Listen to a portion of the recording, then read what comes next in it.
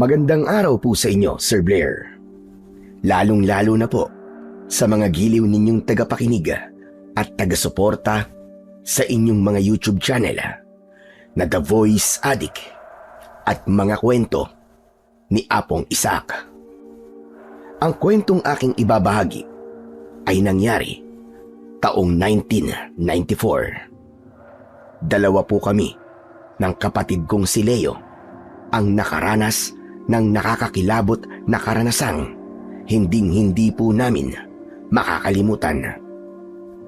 Naging kahindik-hindik ang pangyayari nang masaksihan namin ang pagkamatay ng mga magulang namin mula sa kamay ng mga aswang na dalaga. Yun po ang dahilan kung bakit naging manunugis kami ng mga aswang. Kilalanin niyo na lamang po ako sa pangalang Ador. At ito ang aking kwento. Kuya, bakit kaya wala pa si nanay at tatay? Baka tinatapos ng nilang trabaho nila sa kaingin. Kaya kumain ka na dyan, sige na. Mamaya lang baka nandito na din sila. Pero Kuya Ador, ngayon lang nangyari to sa kanila. Kinakabahan ako. Bakit ka naman kakabahan? Pambihira ka. Wala namang mangyayaring masama kina nanay at tatay. Iba kasi ngayon, kuya. Dati kasi alas 4 pa lang ng hapon, nandito na sila. Pero ngayon, alas 7 na ng gabi, wala pa rin sila. Ano ka ba? Kung ano iniisip mo, pati tuloy ako kinakabahan na rin. Ang mabuti pa, ipagdasal na lang natin na walang mangyaring masama sa kanila. Sana nga, kuya. Wala, sige na, kumain ka na dyan. Paano ka, kuya? Hindi ka ba kakain? Hindi na. Nawalan na kasi ako ng ganang kumain dahil sa mga pinagsasabi mo. Kasalanan mo kasi. Pinagmasdan ko na lang ang sunod-sunod na pagsubo ng kanin ng kapatid kong si Leo. Bakas sa mukha niya ang matinding pag-aalala para sa mga magulang namin. Tama naman ang mga sinabi nito.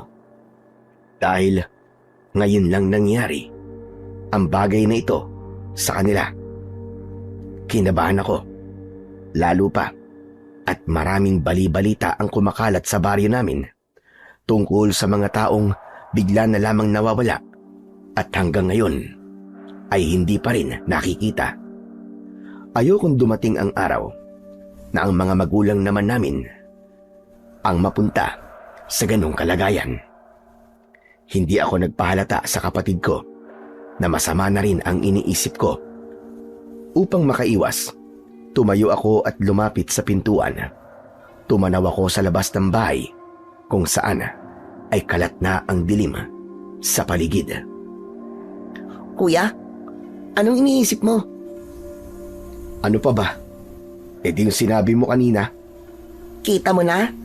Nag-aalala ka rin sa kanila, no? Kasalanan mo to Imbis na hindi ako nag-aalala Ay nako, ewan. Kung ano kasing lumalabas dyan sa bibig mo Kasi naman, kuya bigla talaga akong kinabahan. Bawas-bawasan mo kasi ang pag-iisip sa mga negatibong bagay. Yung mga positibo lang ang isipin mo. Bakit ba, kuya? Sinasabi ko lang naman kung ano yung nararamdaman ko Kanina pa kasi ako kinakabahan. Kung alam ko lang kung saan sila nagtatrabaho, baka ako na nga mismo magalap sa kanila Ay nako, pambihira naman talaga, oo. Sige na nga, ako na. Ako na susundo sa kanila. Talaga, kuya? Oo na. Kaya maiwan ka muna rito sa bahay Asikasuhin mo na lang ang pinagkainan mo. Itabi mo ang ulam at baka kainin ng pusa. Opo, kuya. Pero kuya, ano sana gusto ko sanang sumama? Wag na. Walang maiiwan dito sa bahay Sige na nga. Basta kuya, bilisan mo lang dun Oo. Tsaka wag kang susunod Tatamaan ka talaga sa akin. Opo, kuya. Mag-iingat ka Isang tango ang itinugon ko sa sinabing yun ng kapatid ko. Maya-maya pa, kinuha ko ang itak na nakasabit sa dingding sa likod ng pinto namin. Pero, nang itatali ko na, Ang kaluban nun sa bewang ko, bigla kong narinig ang boses ng mga magulang namin sa labas ng bahay. Malayo pa lang, sumisigaw na sila. Tulong, yun ang salitang narinig ko. Habang tinatawag nila ang mga pangalan namin, sabay kaming napasilip ni Leo sa pintuan at mula nga sa kinatatayuan namin ay nakita naming humahangos ang mga ito sa pagtakbo. Kuya, nandito na sila nanay at tatay. Yes, salamat naman. Pero kuya, tignan mo. Bakit kaya sila nagmamadali? Para bang may humahabol sa kanila. Pero wala naman akong nakikita. Ano bang pinagsasabi mo, Leo?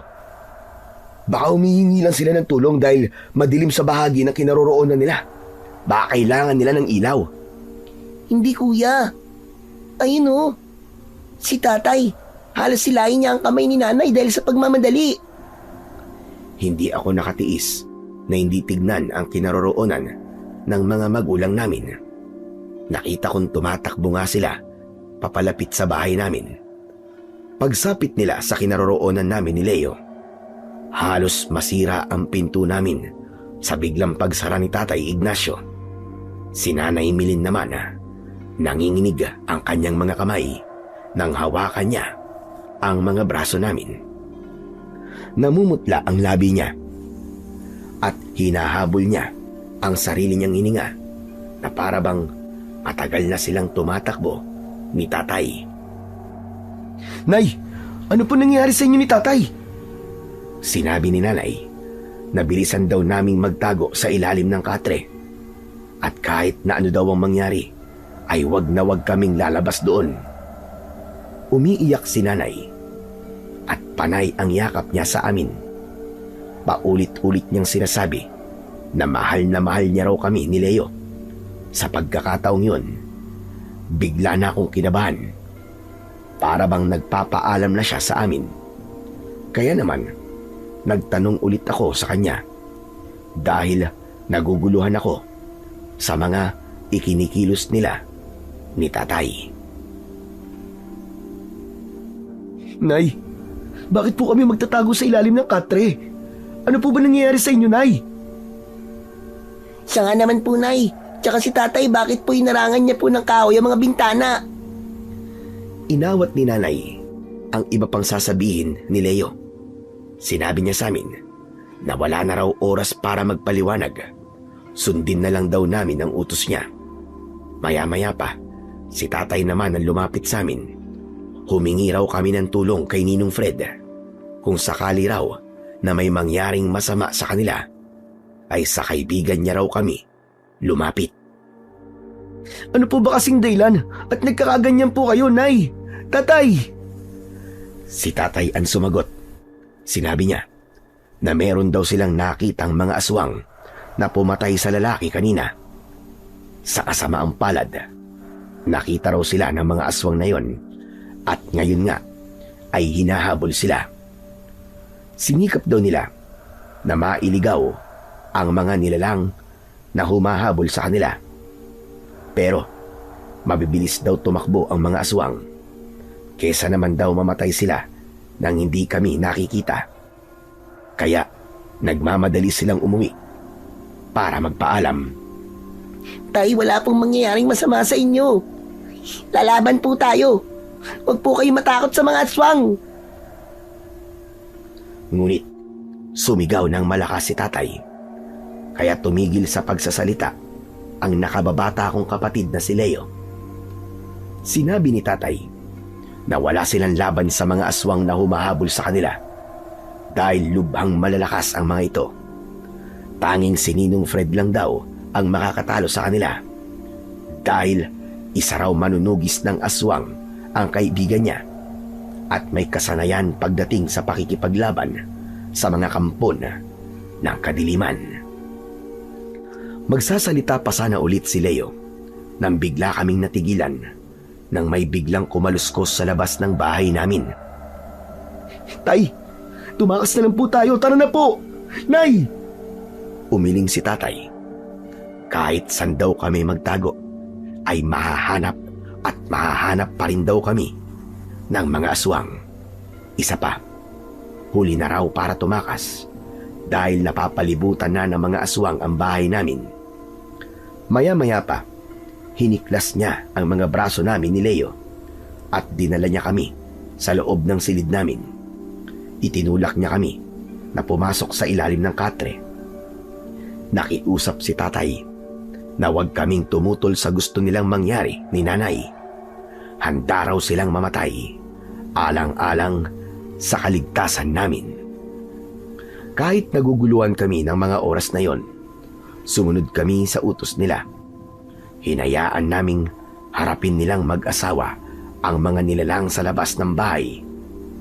Maya-maya pa, dali-daling kumuha ng asin sa kusina si nanay at isinaboy niya yon sa ilalim ng katreng pinagtataguan namin ni Leo. Halos mabingi ako sa malakas na tibok ng puso ko, lalo na nang kumuha si tatay ng itak at mahigpit na hinawakan yon.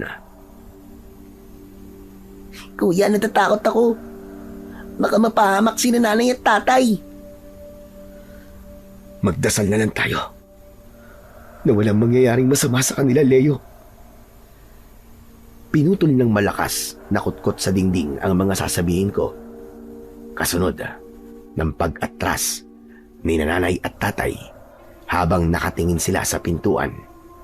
Si nanay na nakakapit sa braso ni tatay ay panay ang sulyap sa amin.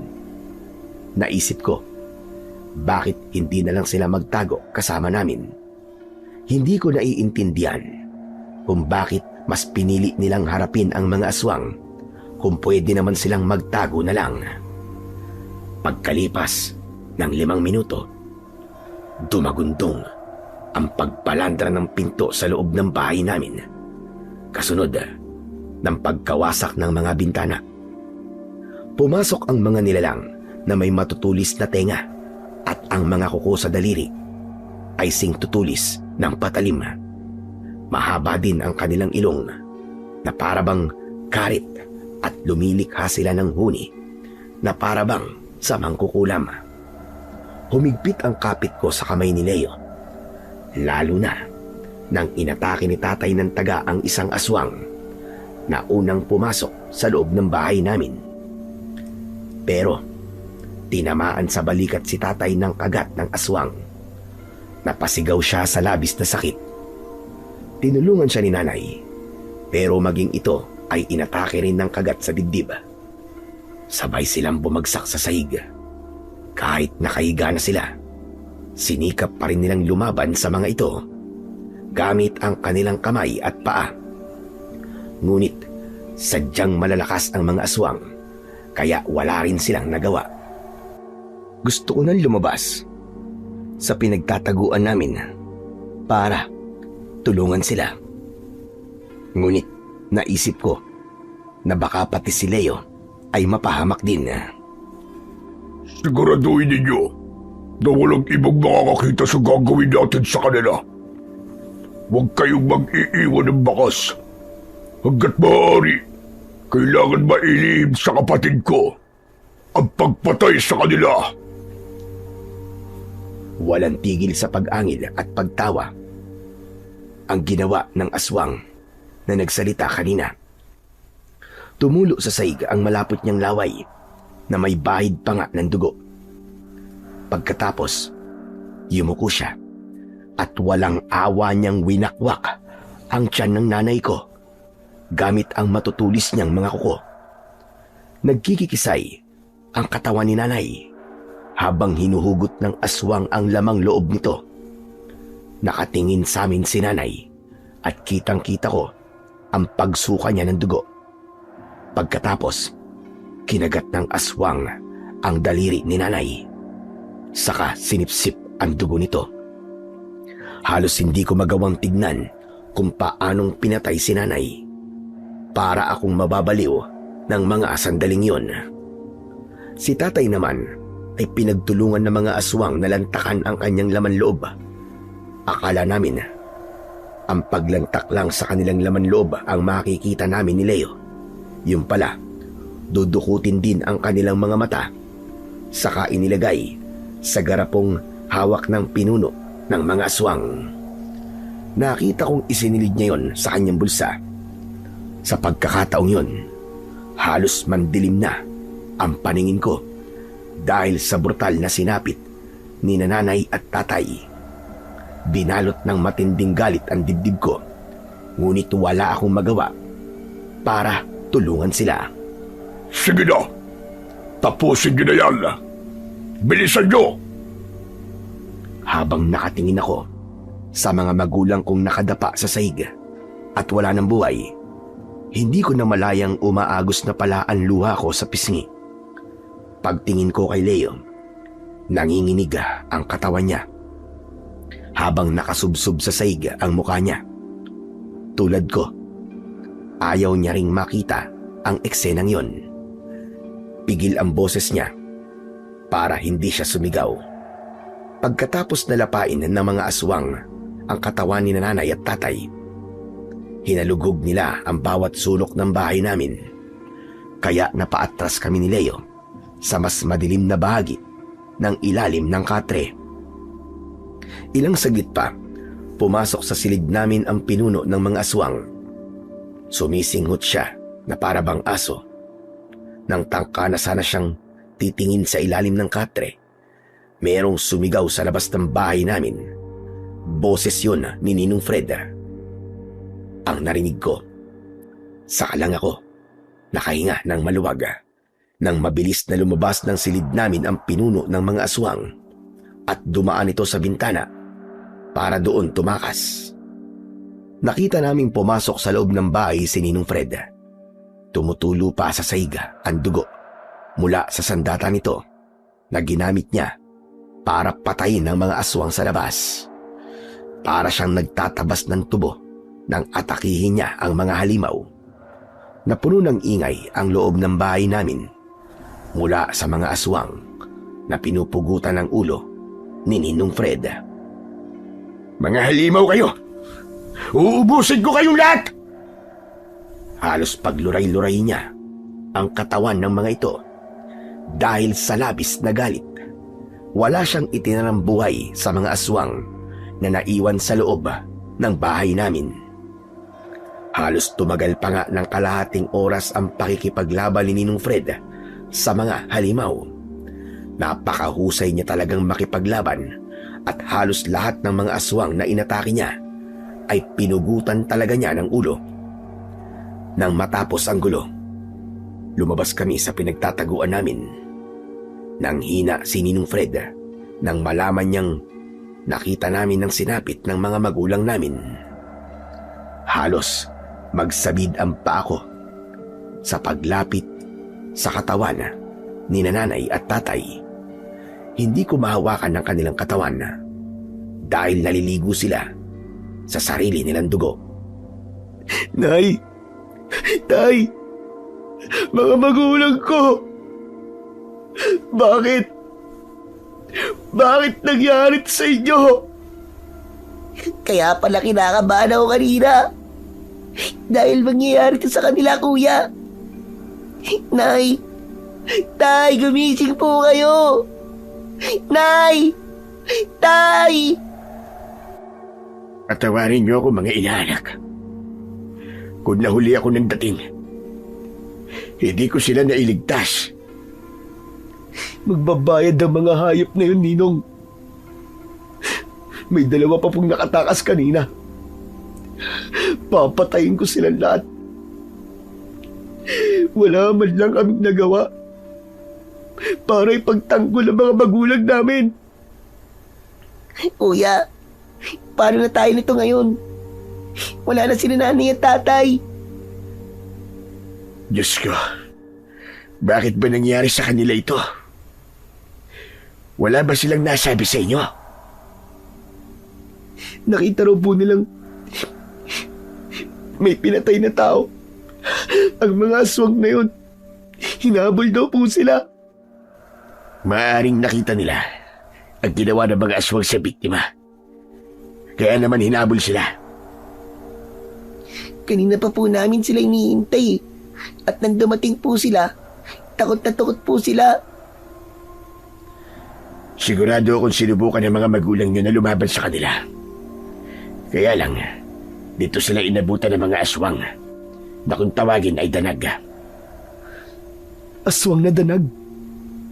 Yun po ba ang tawag niyo sa mga aswang na umatake kanina? Sa mga magulang ko? Oo, Ador. Sila ang mga aswang na kumakain ng mga daliri ng tao at pagkatapos ay sisip-sipin nila ang dugo mula roon. Mang Fred, nakita ko rin po na dinukot po ng pinuno ng mga aswang ang mga mata po ni nanay at tatay. Saka po niya inilagay sa garapon na dala niya. Ano pong dahilan? At ginawa po yun ng pinuno ng mga aswang. Ginagawa talaga nila yon sa mga nagiging biktima nila. Bilang koleksyon. Hindi po isang bagay ang mga mata ng mga magulang namin, Ninong Fred. Para gawin nilang koleksyon, mga hype sila. Humanda silang lahat sa akin. Dahil papatayin ko talaga sila. Sinusumpa ko. Uubusin ko ang lahi nila. Maghihiganti ako. Ako rin. Maghihiganti rin po ako sa kanila, Mang Fred. Tumigil kayong dalawa. Hindi nyo alam kung anong kakayahan ng mga aswang na danag. Kahit na ano pa pong kakayahan nila, bibigyan ko po ng hustisya ang nangyari kina nanay at tatay. Hindi mo alam ang sinasabi mo, Ador. Hindi yun ganun kadali. Ang kailangan yung magkapatid ay paghandaan sila. Para sa susunod na pagsalaki ng mga aswang na danag, kaya nyo nang ipagtanggol ang mga sarili nyo laban sa kanila. Sige po, gagawin ko po ang mga sinabi niyo, Ninong. Ngunit, sa tulong niyo po, huwag mo na munang isipin yun, Ador. Ang isipin nyo kung paano natin maililibing ang katawan ng mga magulang nyo nang walang nakakaalam. Bakit po, Mang Fred? Hindi po ba pwedeng bigyan ng maayos na libing ang mga magulang namin? Sa kasamang palad, hindi, Leo. Sapagkat malalagay sa panganib ang buhay ninyo. May lalaman ng mga aswang na may anak ang mag-asawang pilas lang nila. sinasabi niyo po bang magtatago na lang po kami? Pansamantala lang naman yun, Ador. Kailangan nating umalis sa lugar na to bago pa makarating sa mga aswang ang tungkol sa inyo magkapatid. Paano po ang bahay namin na mayroong bangkay ng mga aswang? Madali lang yan. Susunugin natin ang mga yan kasama ang bahay nyo. Ninong, wag naman po ganun, ayoko. Anong gusto mo? Pagsimulan ng investigasyon ng mga pulis? Pagkatapos malalantad sa mga aswang na dalag ang tungkol sa inyo magkapatid. Hindi ko hahayaan mangyari yun. Puprotektahan ko kayo kahit na anong mangyari. At ito lang ang naiisip kong paraan para mailigtas kayong dalawa. Palalabasin niyo po? Napatay na po kami. Ganun na nga. Saka na lang natin aayusin ang lahat kapag nakabalik na tayo ulit sa baryong ito. Parang naiintindihan ko na po ang ibig sabihin ni Mang Fred, Kuya. Nang maipaliwanag ni Ninong Fred sa akin ang tungkol sa plano niya, sumang-ayon ako. Kahit masakit sa loob ko na mabubura ng tuluyan ang masasayang alaala namin sa bahay na yon. Inilibing muna namin ang katawan ng mga magulang namin. Pagkatapos, sinunog namin ang aming tirahan. Habang pinanonood ko ang unti-unting pagtupok ng apoy sa bahay namin, para na rin gumuho ang mundo ko, pati na ang pangarap ko para sa mga magulang namin. Umiiyak kami pareho ni Leo habang nakatayo sa tapat ng puntod ni nanay at tatay. Kuya, wala na talaga sila. Iniwan na nila tayo. Hindi sila umalis, Leo. Nasa tabi lang natin sila. Paano na tayo niyan, Kuya? Huwag kayong mag-alala. Ako na ang bahala sa inyong dalawa magmula ngayon. May bahay ako sa baryong pupunta natin. Saan po? Sa baryo ng Anaw. Kahit paano, ligtas kayo ron. Alam kong ito rin ang gusto mangyari ng kaibigan kong si Ignacio, ang tatay niyo. Talaga po bang kailangan nating umalis dito, Ninong? Oo, Ador. Tara na. Magpaalam na kayo sa mga magulang niyo. Mas masakit gawin na kailangan na naming magpaalam sa mga magulang namin. At sa isang iglap, nagbago ang takbo ng buhay namin ni Leo. Mabuti na lang at hindi kami iniwan ni Ninong Fred. Sinamahan niya kami hanggang sa huli. Halina kayo. Kailangan na nating umalis sa lugar na ito. Kuya, tara na. Naunang naglakad si Ninong Fred. Saka kami sumunod sa kanya. Wala kaming nadala kahit isang gamit. Iniwan naming lahat sa baryo ng Santa Mabini. Tinaak namin ang daan papasok sa Kakahuyan. Tinawid namin ang 2 bundok bago kami nakarating sa bahay ni Ninong Fred. Nakatayo yun sa gitna ng Kakahuyan na malapit sa ilog. Pumasok kami sa loob ng kubo at inilapag ni Ninong Fred ang kanyang sandatang itak sa lamesa. Saka siya nagparikit ng apoy sa kalan. Dito na tayo maninirahan pansamantala. Kapag nasanay na kayo sa lugar na to, marami na kayong matututunan. Gusto ko po matuto sa inyo, Ninong Fred. May tamang oras para dyan, Ador. At dito tayo magsisimula. Sa ngayon, unahin na muna ninyong maghanap ng trabaho sa lugar na ito para mabuhay. Ano naman pong trabaho? Ang nababagay po sa amin ni Kuya Ador, Mang Fred. Tamang-tama. May malawak na pataniman ng puno ng ilang-ilang. Ang kaibigan ko si Daniela. Sa kanya ko kayo ipapasok.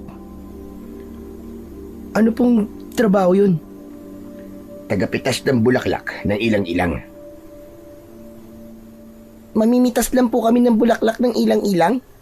Aba, magaan lang pong trabaho yun ah. Kayang-kaya ko po yun. Oo naman. Kayang-kaya ninyong dalawa yun ni Ador. Pagkatapos po, tuturuan niyo na po ba akong magsanay sa paghawak ng sandata? Kagaya ng sinabi ko, hindi ngayon ang tamang oras para dyan. Kailan pa po? Kapag nandiyan na po ba ulit ang mga aswang na danag? Ador, ang pagsasanay sa paghawak ng sandata ay hindi magiging madali. Sa nakikita ko sa'yo, masyado ka nagpapatalo sa galit mo. Bakit hindi po ako magpapatalo sa galit ko? Sa harapan po namin mismo ni Leo, pinatay po ng mga aswang na yun ng mga magulang namin. Wala man lang po ba kaming gagawin para ipaghiganti sila? Kung ganun, bakit wala kang ginawa para ipagtanggol sila? Bakit mo sila pinanood lang? Kung talagang matapang ka, kagaya ng ipinapakita mo sa akin ngayon, bakit namatay sila habang naroon ka? Natigilan ako sa mga sinabi ni Ninong Fred. Para bang may libo-libong kutsilyo na tumusok sa puso ko. Pakiramdam ko, sinisisi niya ako dahil wala akong ginawa para ipagtanggol ang mga magulang ko. Pero biglang nagsalita si Ninong Fred. O diba? Natigilan ka bigla. Dahil alam mo sa sarili mo na hindi mo sila kaya. Tama ba ko? Sinasabi niyo po bang mahina ako, Ninong? Oo, Ador. Dahil ang pagiging manunugis ng mga aswang, hindi basta galit lang ang pinapairal. Kailangan mo ng tapang at diskarte. Dahil kapag nasa aktwal na labanan ka na, isa pa yan sa magiging dahilan na ikakapahamak mo. Naiintindihan mo ba ang sinasabi ko, ha, Ador? Kuya Ador, parang alam ko na po ang ibig sabihin ni Mang Fred. Gusto po niyang ipaalam sa'yo na ang pagsasanay sa pakikipaglaban ay hindi makukuha ng madalian. Kailangan ng panahon para sa pag-iensayo. Tama si Leo, Ador. Kung yun po ang ibig niyo sabihin, bakit ang dami niyo pa pong sinabi? Iba tuloy ang naramdaman ko eh. Iniisip ko tuloy ngayon na sinisisi niyo ako sa mga nangyari. Sige po, lalabas na muna ako ng bahay. Sadyang umiwas ako para hindi na humaba ang pagtatalo namin. Aaminin ko, nasaktan ako sa sinabi ni Ninong Fred. Para kasi akong sinampal ng katotohanang naging duwag ako ng mga oras na pinatay ang mga magulang ko. Dahil masama ang loob ko, naisip kong maglakad-lakad muna sa lugar na yon hanggang sa nakarating ako sa isang malaking bahay na merong barbed wire sa paligid. Pagpasok ko pa lamang sa loob, ay naamoy ko na ang mabangong bulaklak ng ilang-ilang. Teka, hindi kaya ito ang lugar na sinasabi ni Ninong Fred? Pag-aari daw ng kaibigan niyang nagngangalang Daniel? Iginala ko ang paningin ko sa paligid. Marami akong nakitang mga binatang may hawak na panungkit. Pinanood ko sila habang nag-aani sila ng mga bulaklak ng ilang-ilang. Hindi nila ako napapansin dahil abala sila sa trabaho. Gamit ang panungkit, inisa-isa nila ang mga puno ng ilang-ilang para abutin ang mga dilaw na bulaklak. Higit 7,000 puno ng ilang-ilang daw ang nakatanim sa buong baryo ng Anaw. Kaya kinikilala ito bilang ilang-ilang kapital ng probinsya ng Tarlac. Napalingon ako sa likuran ko nang marinig ko ang boses ni Ninong Fred. Kasama niya si Leo. Hindi ko namalayan na sumunod pala sila sa akin. Ninong, ano pong ginagawa niyo rito? Umalis ka kanina eh. Kaya sinundan ka namin ni Leo. Baka maligaw ka kasi dahil hindi mo pa kabisado ang lugar na ito. Pasensya ka na kung naging masama ang dating sa'yo nung mga sinabi ko. Wala po yun. Totoo naman po ang sinabi niyo eh. Naging duwag ako. Ay nako, kasasabi ko lang di ba? Bueno, at narito ka na lang din naman. Hayaan mong igala ko kayo sa buong farm ng kaibigan kong si Daniel. Mang Fred, ang ganda po rito. At ang bango. Ang dami pong bulaklak sa paligid. Tama ka, Leo. Sinadya talaga na maganda ang lugar na to para sa mga customer na bibisita dito. Lumapit kami sa isang bahay na gawa sa kawayan. May mahabang lamesang nakatayo sa harapan ng kubo. Naroon nakalatag ang malalaking bilao. Nakalagay ang mga naani na mga bulaklak ng ilang-ilang. Dito, pipiliin ang mga bulaklak ng ilang-ilang para gawing langis.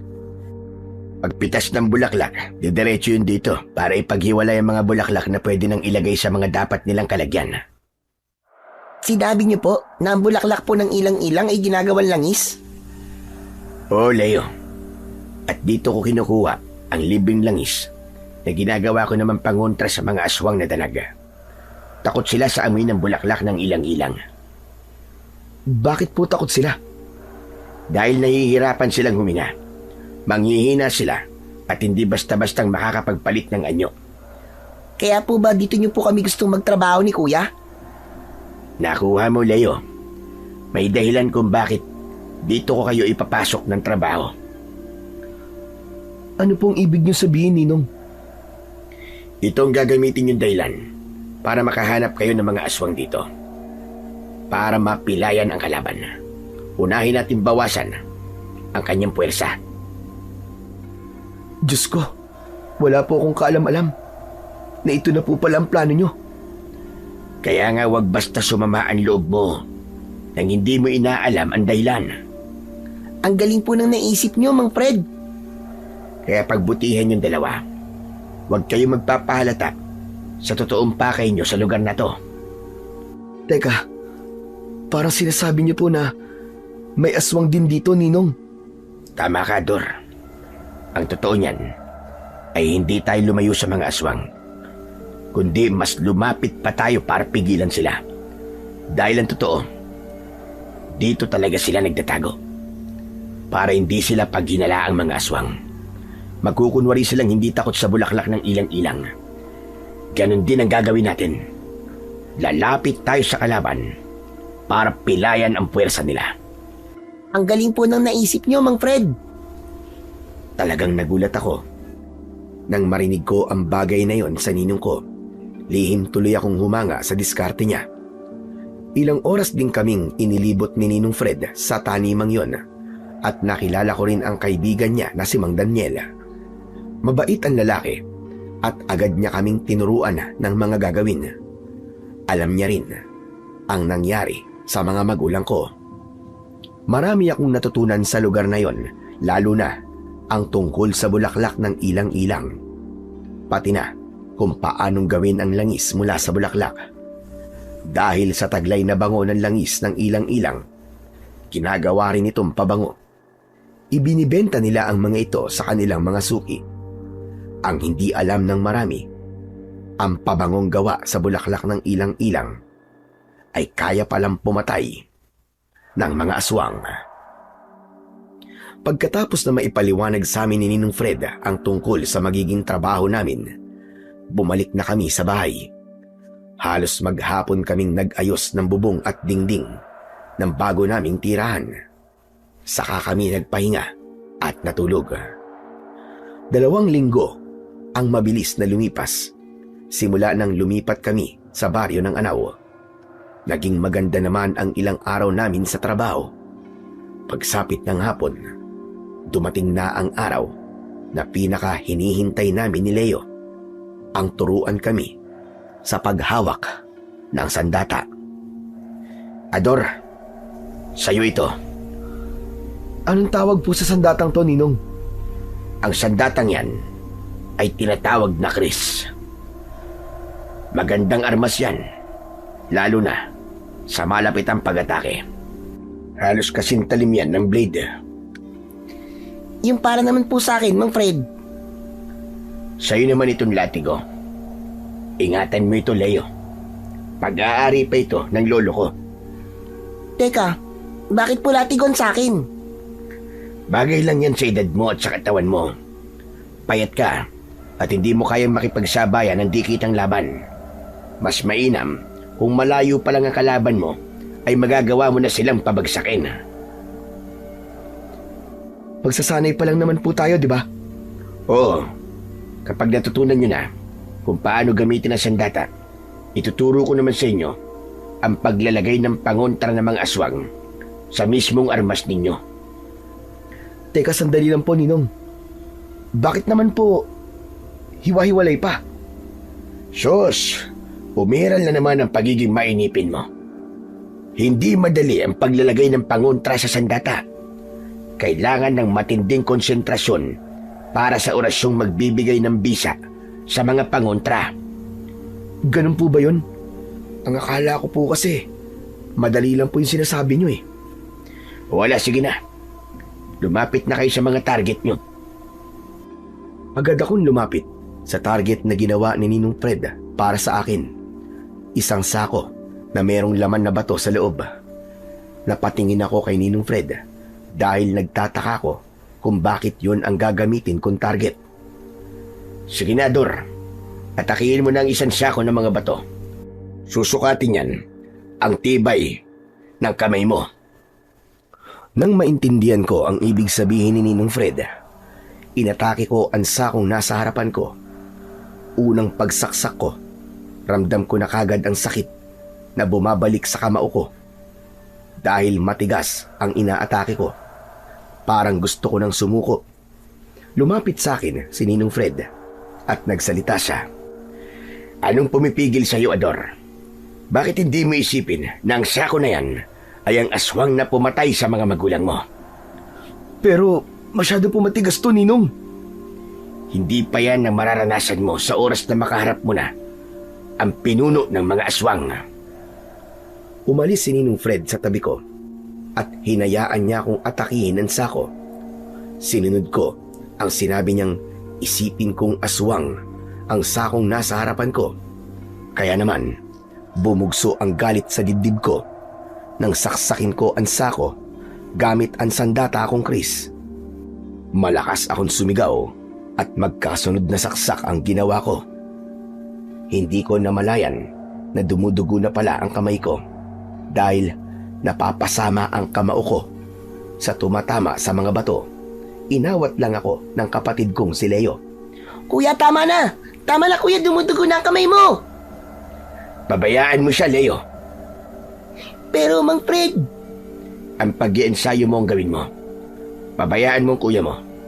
Hala, sige na. Patamaan mo na ang mga lata gamit ang latig mo. Sige na, Leo. Huwag mo akong alalahanin. Kaya ko to. Muli kong ipinagpatuloy ang pag-atake sa sako. Si Leo naman, lumapit siya sa mga nakahanay na lata na siyang patatamaan niya ng latigo. Buong maghapon kaming nagsanay sa paghawak ng sandata. Pagod na pagod kami, pero hinayaan kami ni Ninong Fred na gawin ng mga bagay na inuutos niya. Pagsapit ng gabi, palitan kami ni Leo ng panggagamot sa mga tinanmo naming sugat sa katawan, habang si Ninong Fred naman ay nakatayo sa may pintuan. O ano? Ngayon alam niyo na hindi madali ang pagsasanay. Ninong, talaga po bang kailangan po ito sa mga dapat namin pagandaan ng kapatid ko? Oo, Dor. Dahil hindi magiging madali ang haharapin ninyong panganib.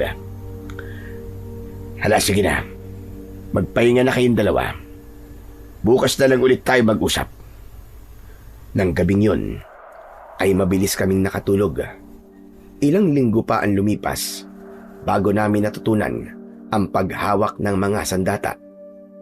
Maraming ipinagawa sa amin at talagang nasukat pati ang lakas namin ni Leo. Hanggang isang umaga, nagising kami ng kapatid ko dahil sa mga baon ng nyug na tumama sa muka namin. Yun na pala ang simula ng pagsusukat sa pagiging alerto namin sa paligid. Pagbalikwas ko ng bangon, nasalo ko agad ang lahat ng mga baon ng niyog na tatama sana sa mukha ko. Ganon din si Leo, na bagamat nagulat din, ay agad na nakaiwas sa mga baong lumilipad. Nang maubos ang mga bao sa kamay ni Ninong Fred, nagsalita ito habang maaliwalas ang mukha niya. Mahusay ang mga ipinakita niyo sa akin.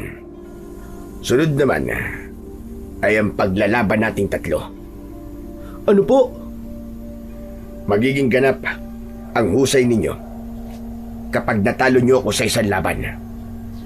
Nagkatinginan kami ni Leo. Alam namin ang kakayahan ni Ninong Fred. Bigla akong kinabahan dahil alam namin yun ang pinakamatinding laban na haharapin namin. Di naman po siguro ninyo kami paglalabanin ni Leo, no? Ninong Fred. Sa laban, walang kapatid, walang kamag-anak o kaibigan. Dahil marami mapapahamak kapag iniisip ang kaugnayan sa kalaban. Maglalaban kayo na hindi masyadong masasaktan ng isa't isa. Kumbaga parang alalay lang. Yun ang pag-aaralan ninyong dalawa. Paano po yun? May kakayahan ng aswang dalaga na gamitin ang kahinaan ng kalaban. Kapag nalagay kayo sa ganung sitwasyon, alam niyo na ang gagawin. Kailangan ninyo maglaban para mailigtas ang bawat isa. Kung walang kontrol ang kalaban, ang higit na nakakaunawa, ang siyang magpapasensya. Naiintindihan ko po kung anong ibig niyo sabihin, Ninong Fred. Mabuti naman. Wala, sige na, kumilos na kayo. Dalhin nyo na ang sandata ninyo. Agad kaming sumunod kay Ninong Fred. Naabutan namin siyang naghihintay sa gitna ng bakuran.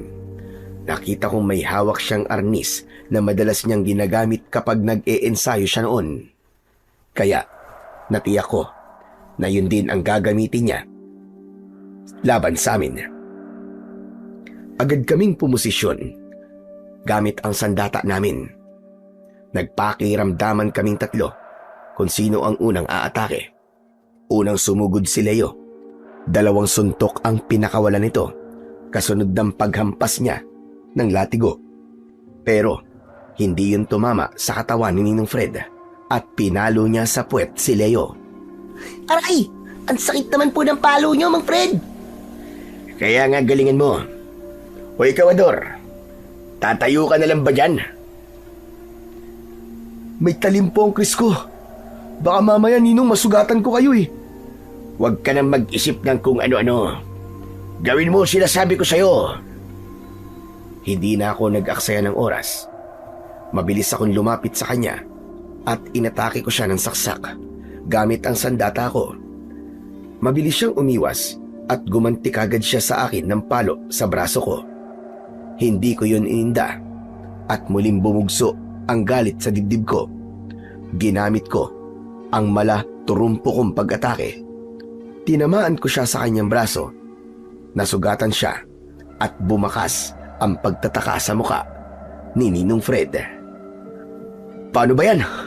Tinamaan ko kayo, Ninong. Sige lang, basta't kontrol lang ang pag-atake. Pagkasabi niya, siya naman ang umatake ng palo sa akin. Mabilis kong naiwasan yon at gumanti ako ng sipa sa sikmura niya. Halos sumadsad ang paa niya sa lupa dahil sa malakas kong pag-atake sa kanya. Si Leo naman, nanood na lang sa aming dalawa at tuwang-tuwa sa nakikitang pakikipaglaban ko kay Ninong Fred. Wow! Ang galing mo na, Kuya Ador! Naunahan lang niya ako. Ninong, parang humihina na po yata kayo ngayon ah. Huwag kang masyadong mayabang. Hindi pa tapos ang laban. Tignan po natin kung sino po ang unang babagsak sa ating dalawa. Dahil sa sinabi ko, mabilis na lumapit sa akin si Ninong Fred. Kaliwa at kanan na palo ang ginawa niya sa akin na mabilis ko namang naiwasan. Sa pag-ikot ko para gumanti sa kanya, niloko ko siya. Akala niya sasaksakin ko siya ng Chris. Ang hindi niya alam, paa ko ang tatama sa kanyang muka. Bumaligtad siya at bumagsak sa lupa. Nilapitan ko siya at inilihad ko ang kamay ko sa kanya. Nang hahawakan na niya ang kamay ko, hinila niya ako para sana atakihin ng palo ng kawayan niya. Ngunit naging matigas ang kamay ko. Hindi ko ininda ang magkakasunod na palong tumama sa braso ko. Sa halip, hinila ko ang kamay niya at nabuhat ko siya para itapon. Pero tumapik siya ng 2 beses sa braso ko bilang pagsuko sa laban namin. Tama na! Tama na! Magandang pinakita mo, Ador. Kuya, nakapasa ka sa pagsubok. Nang ibaba ko si Ninong Fred, nagsalita ito habang nakatingin kay Leo. Ngayon, kayong dalawa naman na maglaban. Po, Hindi po namin kailangan maglaban ni Leo, Ninong. Kailangan. Para sa inyong dalawa rin to. talaga po bang kailangan yun? Eh, ang galing-galing na po ni Kuya eh. Leo, ang isipin mo ay ang kakayahan mo. Hindi yung galing ng kuya mo. Hala, sige na. Maganda na kayo. Sige, pumapayag po ako sa gusto niyo mangyari. Kuya naman eh. Huwag ka matakot sa kapatid mo, Leo. Kapag nasa tunay kayong laban, walang puwang ang takot. Bakit po ba gusto niyo maglawan kaming dalawa ni Kuya Ador? Dahil gusto kong maging handa kayo sa mga posibleng mangyari sa inyo.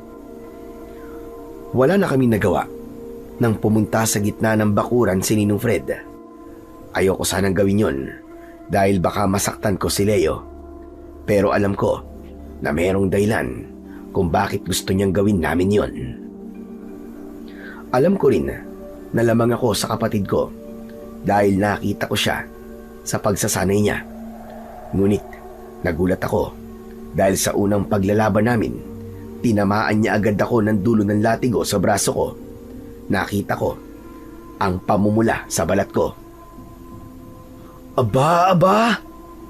Nagpapanggap ka lang yata, Leo, na wala kang kakayahan ah. Hindi Kuya, talagang mas mahusay ka sa akin. Sige nga, subukan nga natin. Una akong umatake kay Leo gamit ang Chris. Iwinasiwas ko yun sa ere para patamaan din siya sa braso niya. Ngunit mabilis niyang naiiwasan ang bawat pag-atake ko. Sa una, nagtataka ko dahil hindi ko alam na mabilis pala siyang kumilos. Hindi ko inasahang sa pag-ikot niya, tatama pala ang latigo niya sa leeg ko. Bumagsak ako sa lupa, kaya natigilan si Leo. Bumakas ang takot sa muka ng kapatid ko. Akma sana natutulungan niya ako, ngunit biglang nagsalita si Ninong Fred. Wag! Pabayaan mo siya, Leo. Mang Fred, bakit po? Sa totoong laban, walang ibang tutulong sa kanya kundi ang sarili niya. Kung natalo mo siya, marahil matatalo rin siya ng mga aswang. Hindi ako magpapatalo sa mga aswang. Kapatid ko po si Leo. Kaya nag-aalala po kung baka masaktan ko siya. Pero sinaktan ka na niya, di ba? Nangangahulugang mas matibay ang loob ng kapatid mo kaysa sa'yo.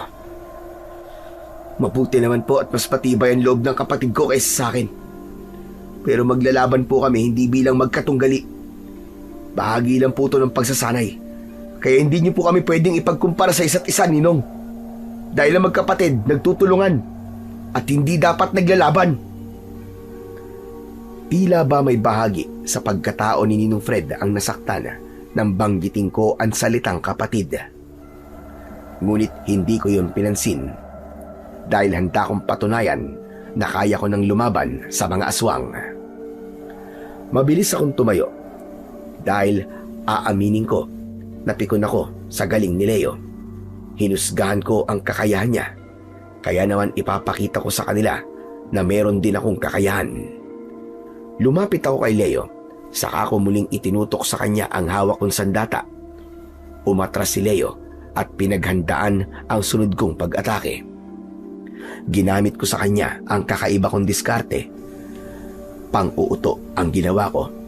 Kaya naman, madalas ko na siyang tamaan ng kamao ko sa kanyang katawan. Hindi ko siya ginamitan ng Chris. Kamao ang ginamit kong panlaban sa kanya. Hindi na nakatama sa akin si Leo, ngunit kakaiba pa rin ang husay na ipinakita niya sa akin. Sa huli, sabay kaming bumagsak sa lupa. At bilang pagpapakita, natabla ang laban naming magkapatid. Sa sobrang tuwa ni Ninong Fred, napapalakpak siya habang lumalapit sa amin. Ayos! Mahusay ang ipinakita niyong dalawa. Hala, sige na. Tapos na ang pagsasanay sa ngayon. Handa na kayo sa totoong laban. Sabay kaming tumayo ni Leo at nagyakap kaming dalawa. Pagkatapos naming malampasan ang pagsubok, nagtungo naman kami sa trabaho namin para magtinda ng bulaklak ng ilang-ilang. Pagdating namin doon, naabutan naming hinihintay kami ni Mang Daniel. Sinabi nito na akala raw niya ay hindi kami papasok sa trabaho dahil nahuli na kami ng dating. May inasikaso lang po kami, Mang Daniel. Pasensya na po kayo. Tumango si Mang Daniel at iniabot niya sa amin ang panungkit. Itinuro niya ang 2 mataas na puno ng ilang-ilang para simulan ang pagsungkit sa mga bulaklak. Pagkatapos naming anihin ang mga bulaklak, tinuhog namin yon na para bang sampagita. Marami ang bumibili ng mga bulaklak ng ilang-ilang dahil naniniwala silang pangontra yon sa mga masasamang elemento. Maya-maya pa ay muli kaming lumapit sa isa pang puno ng ilang-ilang. Nakita ko ang maraming kumpul ng mga bulaklak na hindi kayang abutin ng panungkit namin at kailangan talagang akyatin. Kuya, huwag ka lang umakyat at baka mahulog ka pa eh. Hindi yan, ano ka ba? Sanay akong umakyat, no? Bahala ka nga, ang taas kaya niyan. Leo, sayang to. Tsaka, baka mapahiya pa tayo kay Mang Daniel kapag magtitira tayo ng bulaklak na pwede nating anihin. Oo na, ikaw nang bahala kuya. Basta kapag nahulog ka dyan ha, pababayaan talaga kita. Hindi na ako napigilan ni Leo. Mabilis akong umakyat. Pagdating ko sa dulo ng puno, Hindi ko napansing bulok na pala ang sangang natuntungan ko. Sakto naman yun na nahawakan ko na ang mga bulaklak na nakita ko. Bumagsak ako kasama ng mga bulaklak ng ilang-ilang at napanganga ko sa sobrang sakit ng katawan ko. Pero ang ipinagtataka ko, merong matigas na bagay na pumasok sa lalamunan ko. Napaubo ako at napabalikwas din ng bangon. Malakas namang napasigaw si Leo dahil sa labis na pag-aalala. Tumakbo siya papalapit sa akin. Yan! Sabi ko na kasi sa'yo eh. Ano kuya, ayos ka lang ba? Aray ko, mukha ba akong ayos ha? Ang sakit ng balakang ko. Aray, nabalian yata ako. Yan kasi, bakit ba naman kasi inakyat mo pa eh? Hindi ka kasi nakinig sa akin eh. Tumigil ka na nga. Ang sakit na nga ng katawan ko, sinisisim pa ako. Teka, oo nga pala. May nalunok ako matigas na bagay na parang buto. Anong nalunok mo kuya? Ewan ko nga, basta para bang buto tas malamig, walang lasa. Kaya lang, nakakadiri. Ang pangit ng lasa. Baka naman ipot ng ibon yun kuya. Sige, mang-asar ka pa. Sigurado ako na hindi dumi ng ibon yung nalunok ko. Matigas eh. Halika na nga, aalalayan na lang kita tumayo. Aray, aray, aray. Ang sakit talaga ng balakang ko, Leo. Teka, ay, parang nahihilo ako. Hindi ko na natapos ang sasabihin ko. Nandilim na kagad ang paningin ko at nawalan ako ng malay sa braso ng kapatid ko. Nagising ang natutulog kong diwa sa mabangong amoy na nakatapat sa ilong ko. Pagmulat ko ng mga mata, nakita ko ang maliit na boteng hawak ni Ninong Fred. Naramdaman ko ang katre sa likod ko. Napansin ko rin nakalat na ang dilim sa paligid. Indikasyong ilang oras akong nakatulog. Napabalikwas ako ng bangon at napatingin ako sa muka ni Ninong Fred. Bakas ang pagkadismaya sa mukha niya. Ador, ano bang pumasok sa isip mo at inakyat mo ang puno ng ilang-ilang? Mabuti na lang at hindi masyadong masama ang pagkakabagsak mo sa lupa. E paano kung nadali ka? E di tapos ang pangarap mo makapaghiganti sa mga aswang. Pasensya na po kayo, Ninong Fred. Nakita ko po kasing maraming bulaklak sa dulo ng sangay. Ay, nako. Kaya inakyat mo. Kahit alam mong delikado. Hindi ka na naawa sa kapatid mo. Pinag-alala mo siya kanina, ba? Pasensya na po.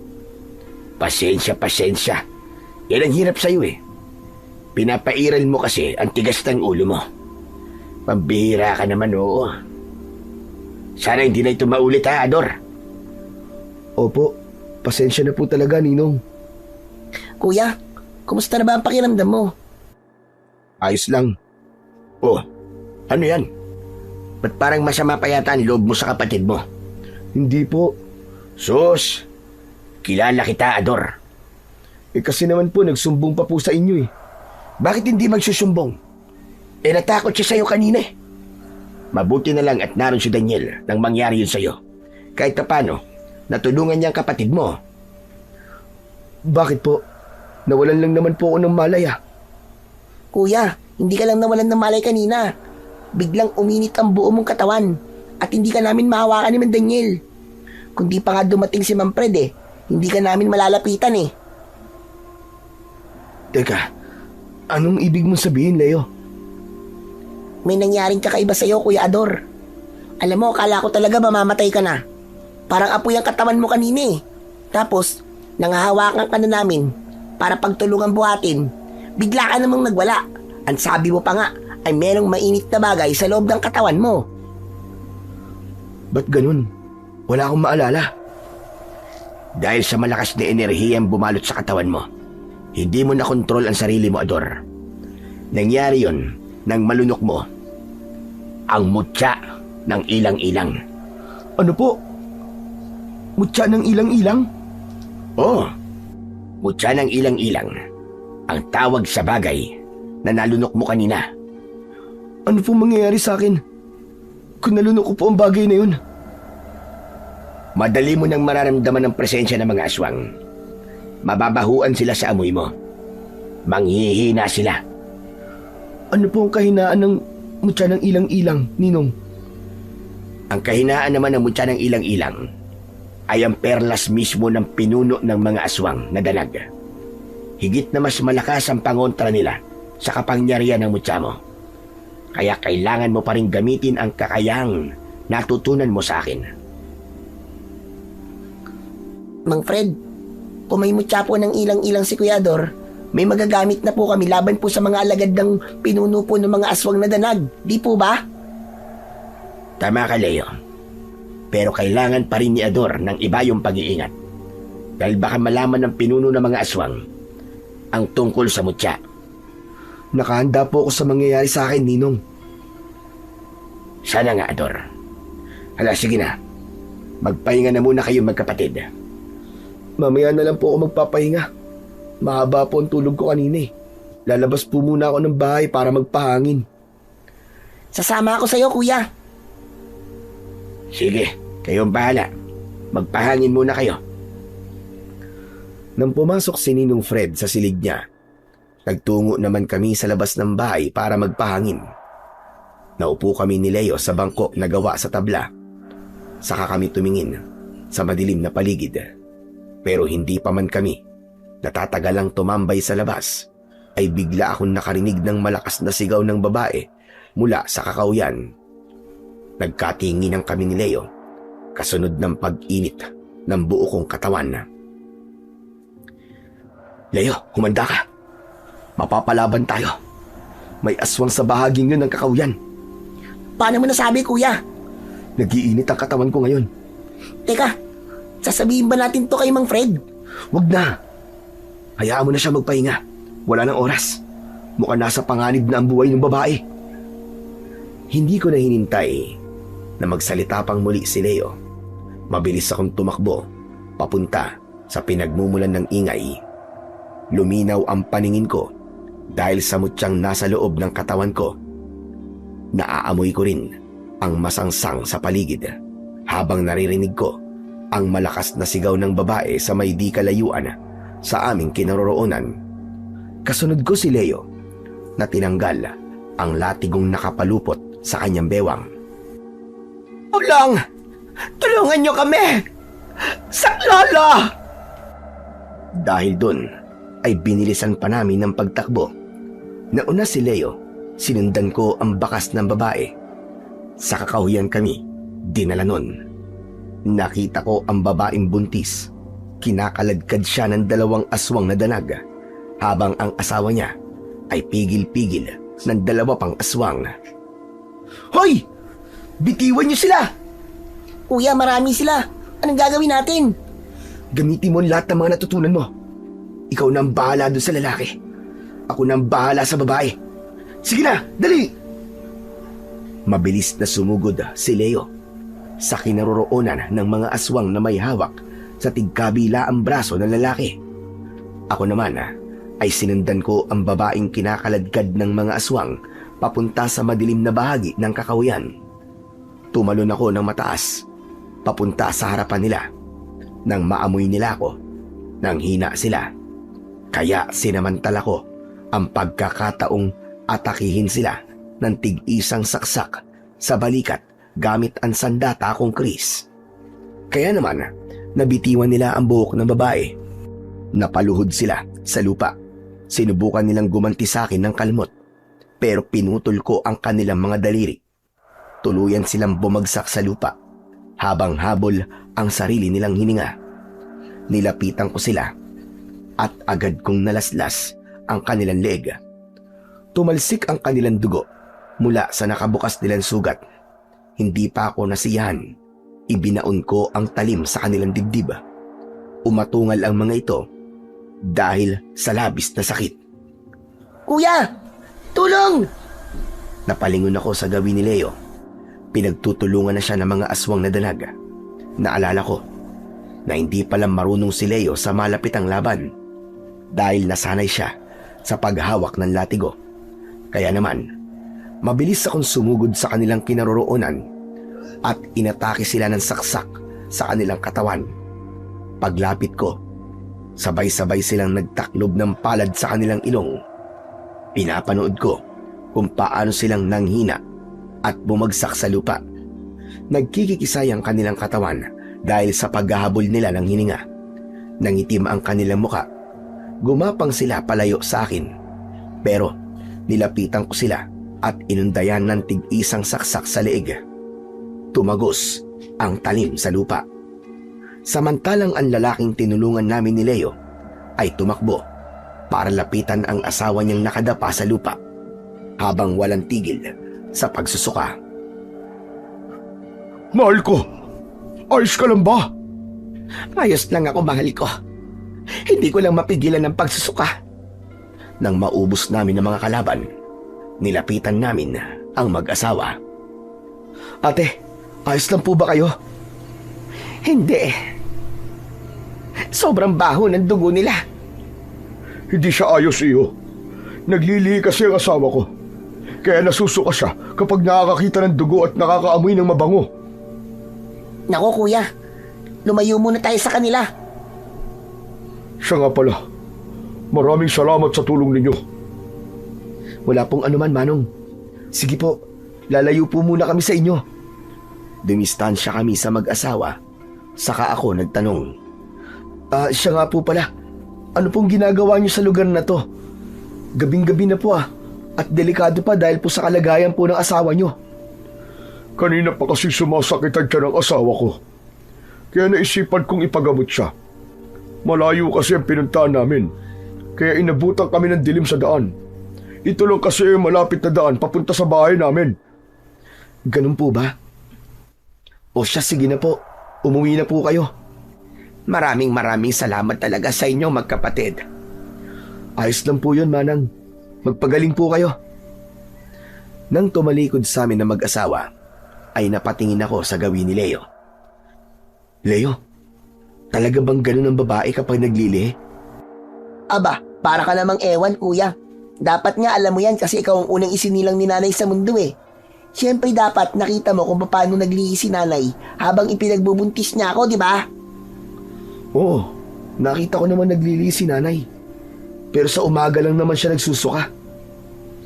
Walang pinipiling oras ang paglilihi kuya. Talagang nagsusuka sila kapag nakakaamoy ng hindi maganda at hindi tanggap ng ilong nila. Teka, ano bang ibig mong sabihin sa mga tanong mong yan? Wala naman. Naisip ko lang ang mga sinabi ni Ninong Fred sa atin. Wala tayong dapat pagkatiwalaan sa mga tao rito, di ba? Oo nga, pero may tiwala ako sa mga taong tinulungan natin kanina kuya. Tignan mo naman, mababait sila, di ba? Ewan ko. Ngayon ko lang naman sila nakilala eh. Sandali kuya, anong gagawin natin sa katawan ng mga aswang na to? Sinulyapan ko ang katawan ng mga aswang na dalag. Nilapitan ko sila at pinagmasdan kong mabuti ang itsura nila. Hayaan natin silang masunog sa sikat ng araw dito. Isa pa, ito ang unang pagkakataon na nakapatay tayo ng mga aswang na dalag. Oo nga kuya. Ipapaalam ba natin kay Mang Fred ang tungkol sa kanila? Oo naman. Dapat nating ipagmalaki sa kanya na nakapatay tayo ng mga aswang. Pero kuya, muntik na ako doon kanina. Kaya nga nakakainis ka. Alam mo naman na hindi mo kaya ang malapit ang laban eh. Bakit naman nagpahawa ka sa mga aswang? Hindi ko naman kasi akalaing malakas sila kuya eh. Hinila nila yung latigo ko. Kaya nakaladkad nila akong papalapit sa kanila. Pero alam mo kuya, nakita kong napaso sila sa latigo ko. Mabuti na lang pala at binuhusan to ni Mang Fred ng langis ng ilang-ilang. Pasalamat ka. Mabuti na lang talaga. Bigla kong napahinto sa pagsasalita. Hindi kasi mawala sa isip ko ang tungkol sa mag-asawa kanina. Kuya Dor, bakit para yatang natigilan ka? Hindi natin nakilala ang mag-asawang yung kanina. Ano naman ang nakakapanghinayang doon kuya? Gusto ko kasing itanong kay Ninong Fred kung may kilala siyang mag-asawang nakatirang malapit sa bahay natin. Sos, kung ano-ano lang yatang tumatakbo sa isip mo kuya eh. Kalimutan mo na nga sila. Ang mabuti pa umuwi na tayo at baka hinahanap na tayo ni Mang Fred. Oo nga no. Mabuti pa nga. Tara. Agad kong inakbayan ang kapatid kong si Leo at bumalik na kami sa bahay. Nadatnan naming naghihintay sa labas ng pintuan si Ninong Fred. Nang makalapit kami sa kinaroroonan niya, agad niya kaming pinagalitan. Pambihira naman kayong dalawa, oo. Saan ba kayo nagpunta? Mang Fred, dyan lang naman po kami sa may kakauyan eh. Akala po namin natutulog po kayo. May narinig kasi akong ingay, kaya nagising ako. Tapos yun, nakita ko wala kayo rito. Pasensya na po, Ninong. Ang totoo po niyan napalaban po kami. Abay, napalaban? Saan? Mang Fred, may mga napatay po kaming aswang na danag sa kakauyan. Ano ka mo? Iniligtas po namin yung babaeng buntis, Ninong Fred. Aba, kung di nga po kami dumating doon, baka kung ano na po nangyari doon sa magkasawa. Ang galing nga po ni Kuya Ador, Mang Fred eh. Kasi po, nagamit po niya ang mutyang nasa loob ng katawan niya. Nanghina po sila at hindi nakalaban ng naamoy po nila ako. Kaya wala pong kahirap-hirap na napatay ko po silang lahat. Aba, mahusay pala ang ginawa ninyo magkapatid. Opo, Mang Fred. Ang inaalala po namin ni Kuya, yung mga bangkay po ng aswang na iniwan po namin sa kakauyan. Huwag nyo na silang isipin. Dahil kapag sumikat na ang araw, magiging abo na ang kanilang mga katawan. Tama pala ang sinabi ko. Ay, siya nga po pala Ninong Fred. Di ba ang mga aswang po hindi po lumalabas kapag may presensya na ng araw? Hindi lahat, Ador. Ang pinuno ng mga aswang ay may kakayahang tumagal sa sikat ng araw. Pagkatapos naming mag-usap, saka lang ako nakaramdam ng antok. Kinabukasan ay maaga kaming nagtungo sa farm ni Mang Daniel para gawin naman ang sunod naming hakbang sa pagsisimula ng paghahanap namin sa mga aswang. Pero nang hawak ko na ang mga paninda naming bulaklak ng ilang-ilang, si Leo naman ang nagtataka. Kuya, magtitinda talaga tayo ng bulaklak ng ilang-ilang? Sigurado ka ba talaga? Teka, bakit ba? Hindi ba't ito naman ang pinagkasunduan natin? Hindi yun, Kuya. Iniisip ko na baka mahiya kang magtinda kasi alam mo na. Anong alam mo na? Pambihira ka naman, oo. Ano bang ibig mong sabihin? Kasi binata ka. Baka mamaya pagtawanan ka ng mga babae sa daan. Oh, tignan mo nga sila oh. Lahat sila nakatingin sa'yo. Ano ka ba naman, Leo? Nakatingin sila sa akin dahil ngayon lang sila nakakita ng kasing gwapo ko. Ay, nako, pambihira ka naman oh. Nag-angat na naman sa sariling bangko. Sus, tara na nga. Huwag mo na lang silang pansinin. Ikaw talaga, pakialamero ka ng buhay na may buhay. Binaliwala ko ang tingin sa akin ng mga babaeng nakatambay sa tindahan. Hindi ako nahihiyang magtinda ng bulaklak ng ilang-ilang dahil marangal naman ang ginagawa ko. Maya-maya pa ay sumigaw si Leo para magtawag ng mga taong bibili sa paninda namin. Hanggang sa makarating kami sa dulo ng kalsada. Bili na po! Bili na po kayo ng bulaklak ng ilang-ilang. Bagong pitas lang po. Tama na nga yung kakasigaw mo. Wala namang bahay rito eh. Meron, Kuya. Ayun oh. Inginuso sa akin ni Leo ang bibig niya at nang tignan ko ang bahaging tinitignan niya, nakita ko ang isang pamilyar na lalaki. Nagsisibak siya ng kahoy pero nang makita niya kami, ngumiti siya at itinaas niya ang kanyang kamay.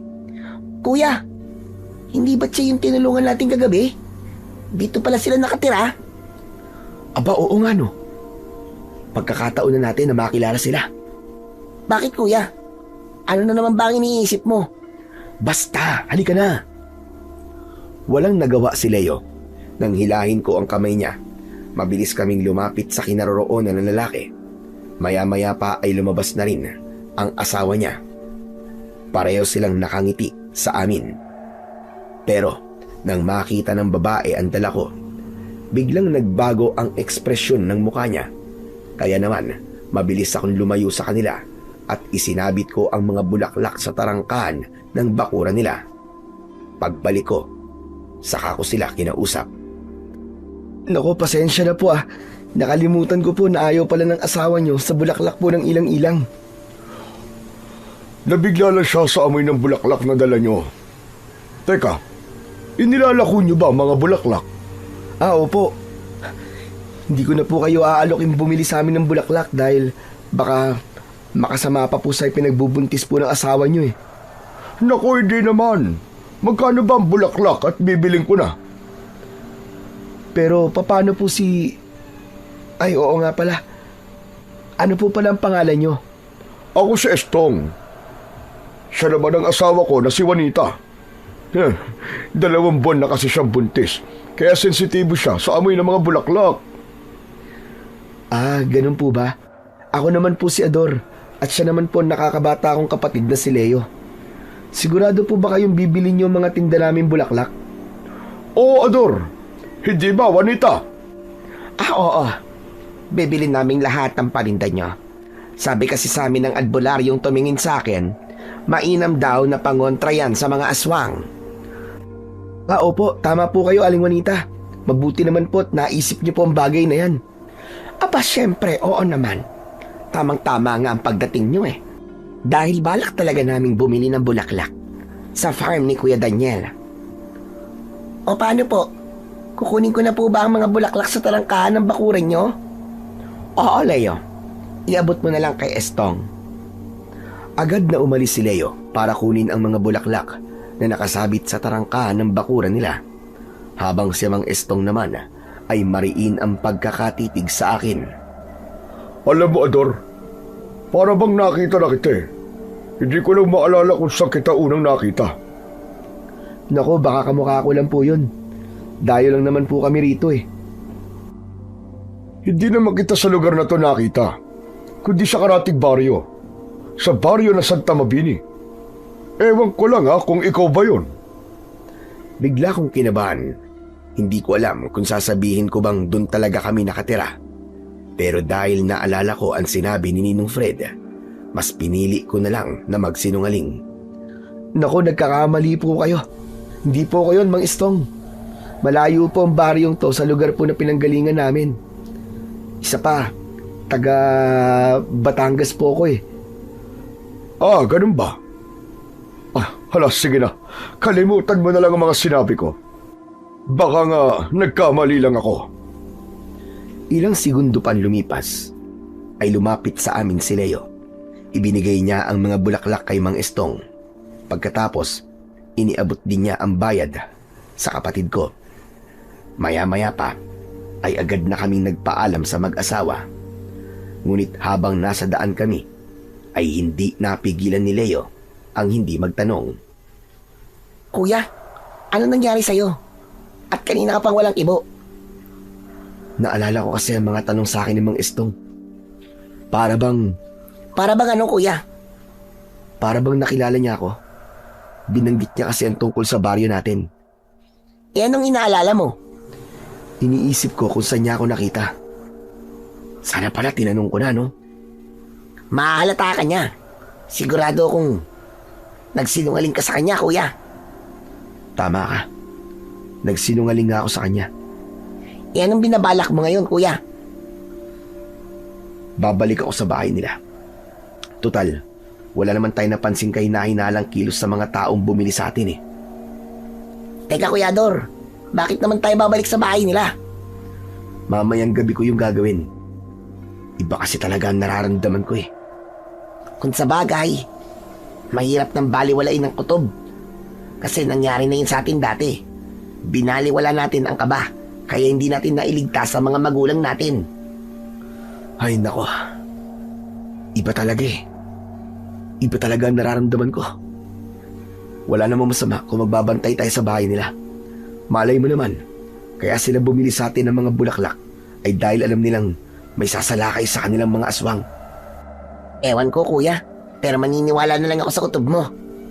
Teka, sasabihin ba natin kay Mang Fred ang plano natin? Huwag muna. Baka pigilan lamang niya tayo. Pagkalipas ng 15 minutong paglalakad, sa wakas ay narating namin ang farm ni Mang Daniel. Pagkatapos naming ibigay ang kinita namin sa pagtitinda, ay agad kaming umuwi sa bahay. Pagdating namin doon, nadatnan namin si Ninong Fred. Naglalagay siya ng langis ng ilang-ilang sa kanyang itak. Ganon din ang ginawa niya sa mga sandata namin. Maya-maya pa ay nagsalita ito. Kayo magkapatid, huwag muna kayong lalabas ng bahay ha. Bakit po? Saan po kayo pupunta? Aalis ako. Pupunta ako sa baryo ng Santa Mabini. Ho, ano pong gagawin niyo doon, Ninong Fred? May nabalitaan akong nahanap na raw ang mga taong nawawala sa lugar na yon.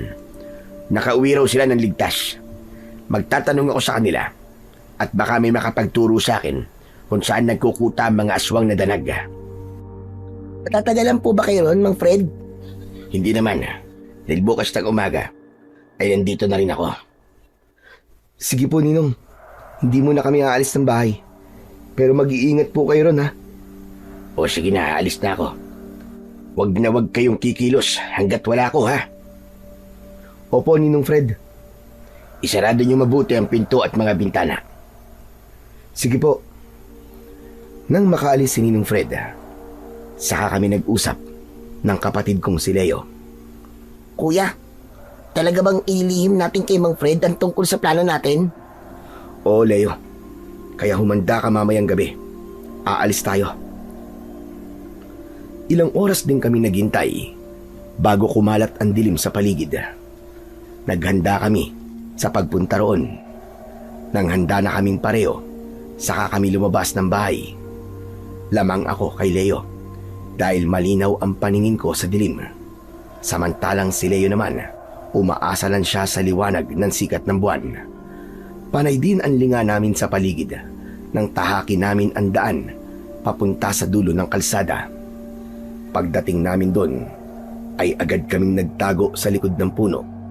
Habang sumisilip kami, may kakaiba nang napansin si Leo. Kuya, masyadong tahimik ang paligid ah.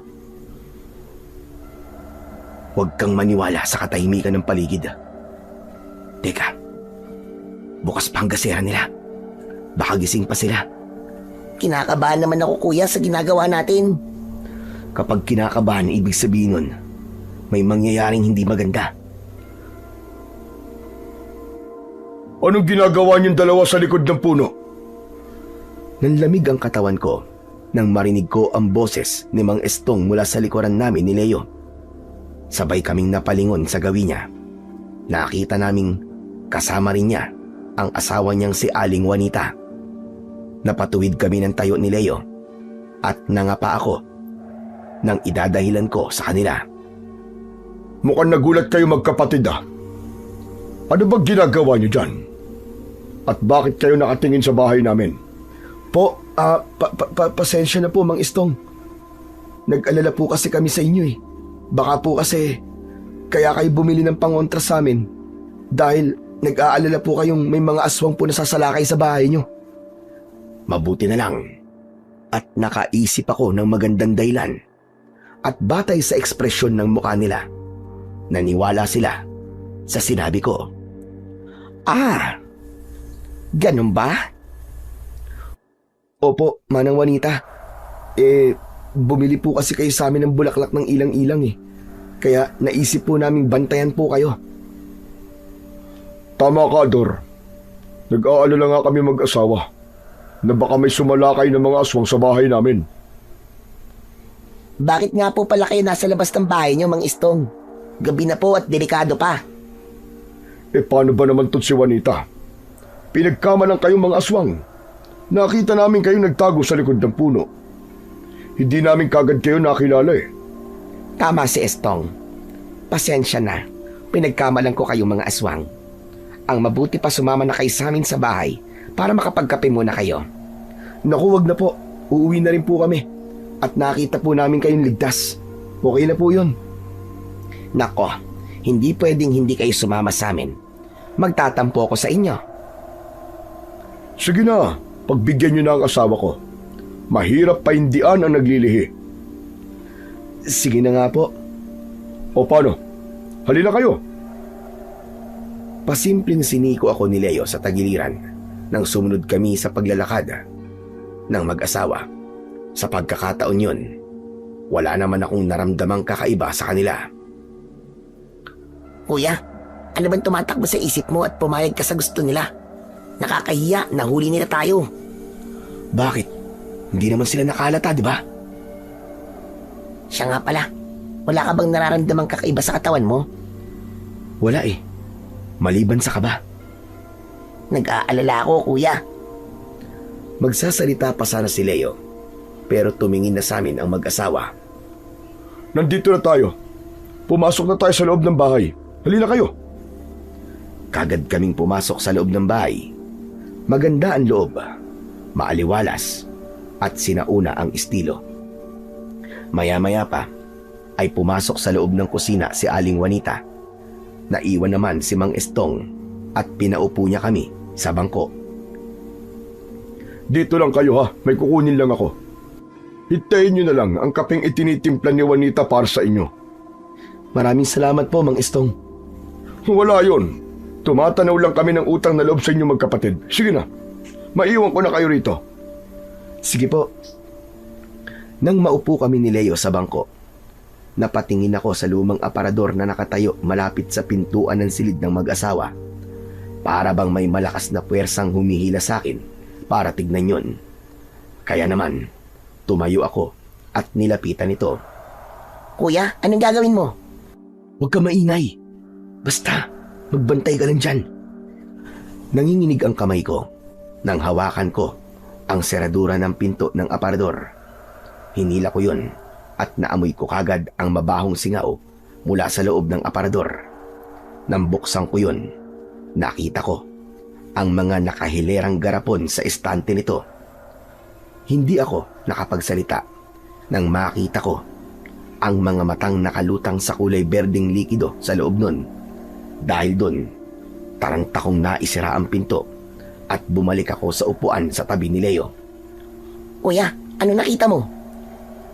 Nakita ko ang mga matang koleksyon nila mula sa mga biktima nila. Ano? Tama ang kutob ko, Leo. Aswang ang mag-asawa na yan. Sila ang dalawang aswang na tumakas at pumatay sa mga magulang natin. Sigurado ka ba, kuya? Oo, dahil kitang-kita ko ang mga garapon sa loob ng aparador. Namilog ang mga mata ni Leo nang marinig niya ang mga sinabi ko. Kaya siguro hindi sila nararamdaman ng mutya sa katawan mo. Dahil sila ang pinuno ng mga aswang na danag na matagal na nating hinahanap. Oo, tama ka, sila nga yun. Humanda sila. Pagbabayaran nilang ginawa nila sa mga magulang natin. Nanginig ang buo kong katawan na dahil sa labis na galit.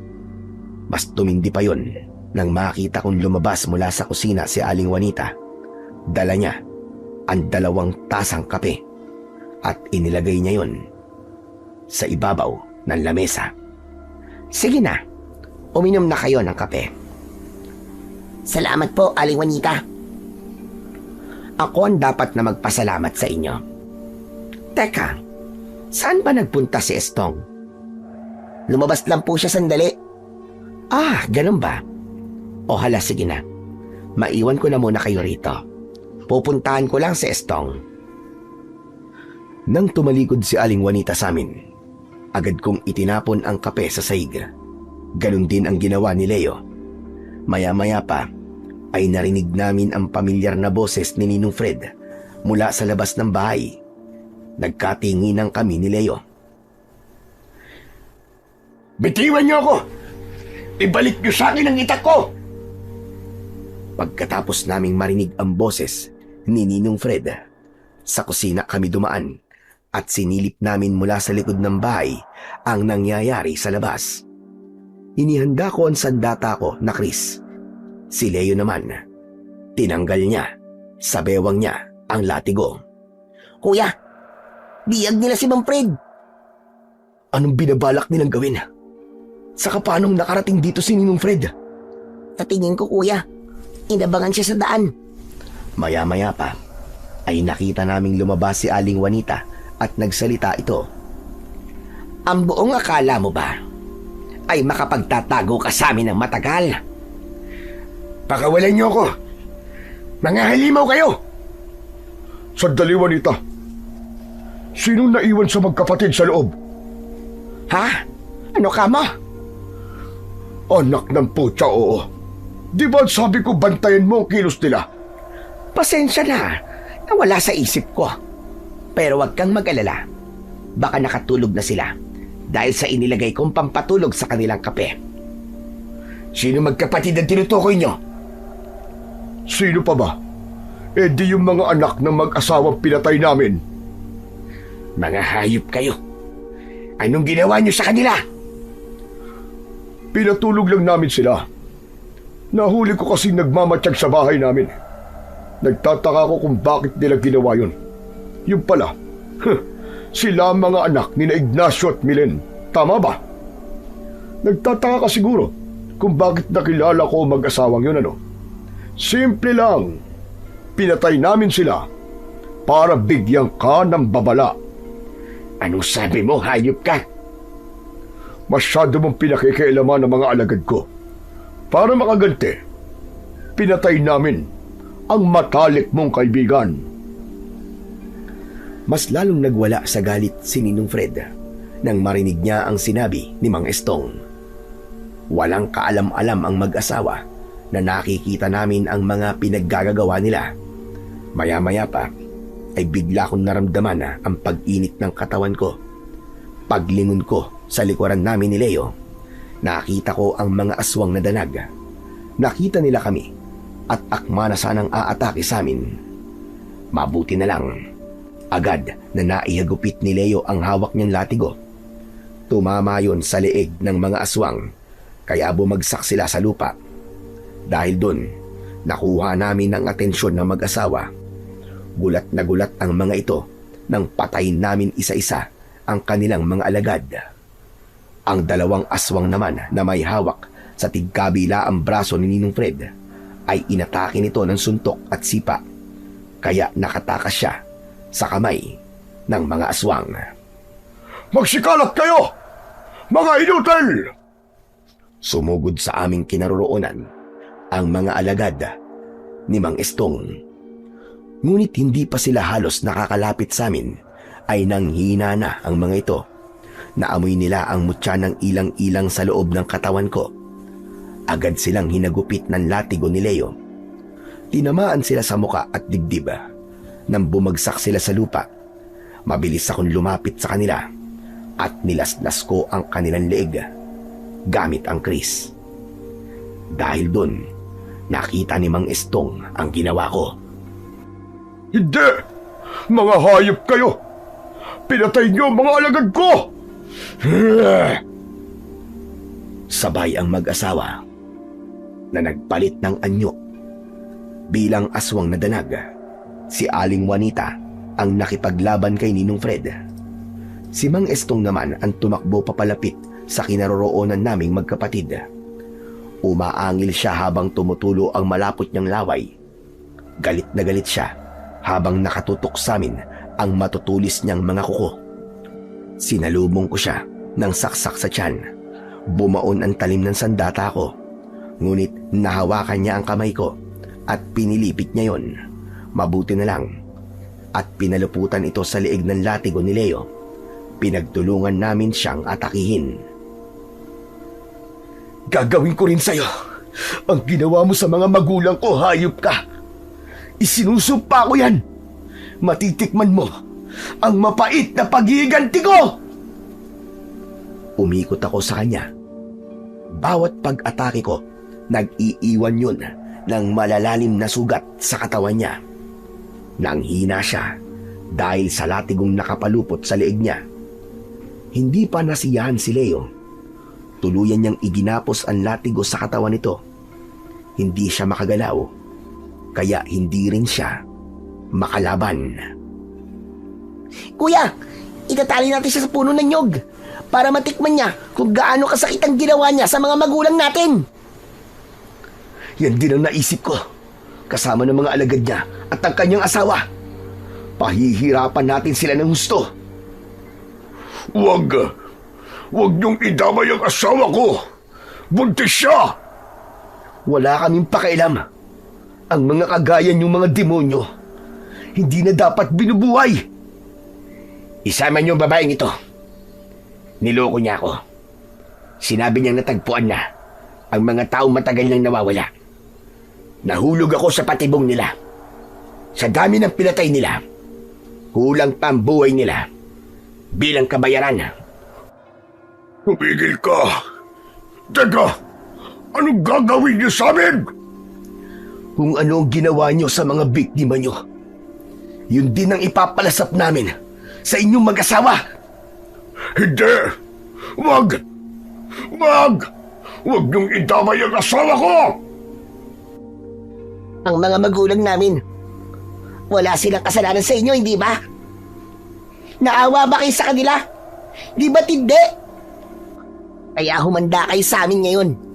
Hahatulan namin kayo base sa pagkakasala nyo. Pumasok sa loob ng bahay si Ninong Fred at kinuha niya ang lubid, pati na ang mga bulaklak ng ilang-ilang na binili ng mag-asawang aswang sa amin. Pagbalik ay ginapos niya ang katawan ni Aling Juanita sa punong katabi ni Mang Estong. Pinaluputan ang mga ito ng tali upang hindi sila makatakas. Kinuha naman ni Leo ang kanyang latigo sa katawan ng aswang na si Mang Estong. Saka isinabit ni Ninong Fred ang bulaklak ng ilang-ilang sa leeg mismo ng mag-asawa. Nagkamalay agad ang babae dahil nasaktan siya sa amoy ng bulaklak. Tagalig ito!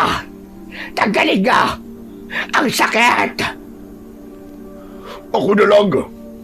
Ako na lang ang pahirapan niyo! Wag na ang asawa ko! Pareho kayong mamamatay sa sikat ng araw. Lalo na sa gagawin namin sa inyong dalawa. Lumapit si Leo kay Aling Juanita at ibinuhos niya ang langis sa buo nitong katawan. Nagkikikisay ang katawan ni Aling Juanita dahil sa sakit at lumitaw ang usok sa balat nito. Hindi na napigilan ni Leo ang galit. Pinaghagupit niya ng hataw ng latigo ang katawan ng babae. Ganon din ang ginawa niya kay Mang Estong at sa mga alagad nito. Ako naman ngayon ang magpaparusa sa inyong lahat. Lalong-lalo na sa inyong mag-asawa. Lumapit ako kay Mang Estong. Hinawakan ko ang kamay niya. Agad kong pinutol ang mga daliri niya. Napasigaw siya ng malakas dahil sa labis na sakit. Tama na! Tama na! Ang sakit na! Hindi ko na kaya! Ganyan din ang ginawa mo sa mga magulang ko, di ba? Tandang-tanda ko yun. Kung paano mong pinutol at sinipsip ang daliri nila. Dinukot mo rin ang mga mata nila. Winakwak mo pa ang tiyan. Kaya yun din ang ipaparanas ko sa inyo. Sa inyong lahat na may kinalaman sa pagkamatay ng mga magulang namin. Dinukot ko rin ang mga mata ni Mang Estong gamit ang matalas kong kris. Halos magpapapadyak siya sa sobrang sakit. Nakita ko rin kung paano mong hinugot ang lamang loob ng mga magulang o demonyo ka. Kaya yun din ang gagawin ko sa'yo. Tama na! Tama na! Parang awa mo na! Naawa ka ba sa mga magulang namin, ha? Sa huling gagawin ko sa'yo, hayop ka. Jack, yun lang magiging katapusan mo. Mamamatay ka na! Malakas kong sinaksak ang kris sa tiyan ni Mang Estong. Halos nagkandaihi siya sa salawal dahil sa labis na sakit. Inikot ko sa loob ng kanyang tiyan ang talim nito. Saka ko winakwak ang tiyan niya. Pumatak ang luha sa mga mata ko. Dahil yun mismo ang nangyari sa mga magulang ko. Hinugot ko rin ang lamang loob niya. Samantalang si Aling Juanita naman, umiiyak siya habang pinanonood niya ang nangyayari sa asawa niya. Si Ninong Fred, nakatalikod siya sa amin. Ayaw niyang makita ang ginagawa ko sa pinuno ng mga aswang. Tama na! Tama na, Dor! Huwag mong patayin ang asawa ko! Isa ka pa! Kasama ka nila sa mga pumatay sa mga magulang namin. Kaya hindi kami makakaramdam ng awa sa inyong mag-asawa. Mga demonyo kayo! Mga demonyong kampo ng kadiliman!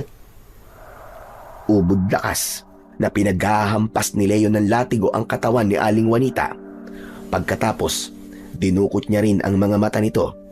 Kasunod ng pagwakwak niya sa tiyan nito gamit ang matalas na tali ng kanyang latigo. Pagkaya ng ginawa ko kay Mang Estong, dinukot din ng kapatid ko ang lamang loob ng babae at napatunayan naming hindi siya totoong buntis. Ang dahilan ng pagsusuka ni Aling Juanita ay dahil pala sa amoy ng bulaklak ng ilang-ilang. Lumaylay ang ulo ng mag-asawa habang tumutulo ang kanilang dugo sa lupa. Pagkatapos, nagkulay ube ang kanilang katawan. Indikasyong binawian na sila ng buhay. Nang hihina kaming napaupo sa lupa habang humihingi ng tawad sa Diyos dahil sa walang kapatawaran naming ginawa at walang awa naming pinarusahan ang mag-asawa. Patawarin niyo po kami, Panginoon.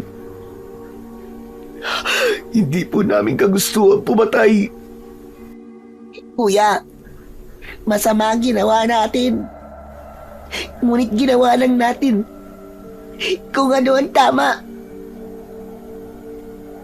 Mali niyang gumanti. Ngunit tao lang kayo na inalisan ng pagmamahal ng isang magulang.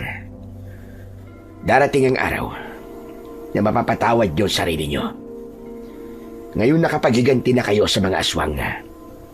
Panahon na para kalimutan ang pait at lahat ng mga nangyari. Panahon na para bumangon at magsimula uli sa panibagong buhay. Ninong Fred, salamat po sa tulong niyo. Patawarin niyo rin po kami kung nadamay po kayo.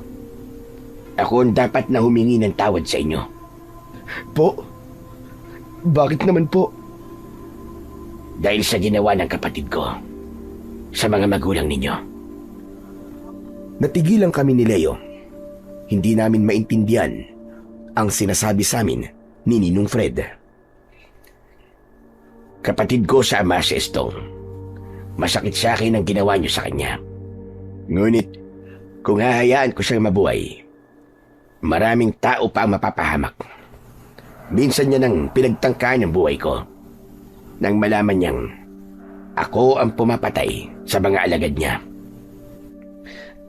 Pero, Ninong Fred, bakit inilihim niyo po sa amin ang tungkol sa bagay na to? Dahil yun lang ang naisip kong paraan para malaya kayong makapaghiganti sa kanila nang walang inaalala. Patawarin niyo ako magkapatid. Hindi ko sinasadyang itago ito sa inyo. Mang Fred, kami po talaga dapat na humingi ng tawad sa inyo. Dahil nakita niyo po ang ginawa namin sa kapatid niyo. Hinanda ko na ang sarili ko para sa bagay na yun. Ninong, patawad po ah. Hindi ko po alam kung gaano kahirap sa inyo ang ginawa ko po sa kapatid niyo. Tama lang yun sa kanya, Dor. Kaysa maraming buhay pang mawala ng dahil sa kanya. Bago kayo, ako muna ang nagtangka sa buhay niya. Kung wala kayo rito, baka pinatay na rin niya ako. Kaya sinabi ko sa inyo nung nagsasanay pa lang kayo, sa labanan, walang kapakapatid, walang kaibi-kaibigan, walang kamakamag-anak. Basta nasa panig kayo ng kabutihan, wala kayong dapat na pagsisihan. Wala akong nasabi sa mga narinig ko. Niyakap na lamang namin siya at naluluwang humingi ng tawad sa kanya ng paulit-ulit. Nalaman din namin na walang dugong aswang si Ninong Fred dahil si Mang Estong lang ang nag-alay ng kaluluwa sa hari ng kadiliman. Hinintay namin na sumikat ang araw at sa pagkalat ng liwanag sa paligid, naabo ang katawan ng mag-asawang aswang. Kaya naman, tahimik kaming umalis sa lugar na yon at bumalik kami sa baryo namin. Magmula noon, ay wala nang gumagambalang aswang na dalag sa baryo namin. Naglaho rin ang lahi ng mga ganong klaseng aswang. Higit naming pinagsisihan ang mga nagawa namin. At hanggang ngayon ay humihingi pa rin kami ng tawad sa Panginoon. Dahil pagbali-baligtarin man ang mundo, masama pa rin talaga ang ginawa naming paghiganti sa mag-asawa. Masama talagang gumanti kahit kanino sa mga nagkasala sa atin. Dahil sa pangyayaring yon, mas pinili namin na maging mabuting tao at pinipilit namin na hindi na makagawa ng kasalanang sadya. Hanggang dito na lamang po ang aking kwento at sana po ay may napulot po kayo na magandang aral. Hanggang sa muli at sana po ay pagpalain po kayong lahat ng Diyos na may kapal.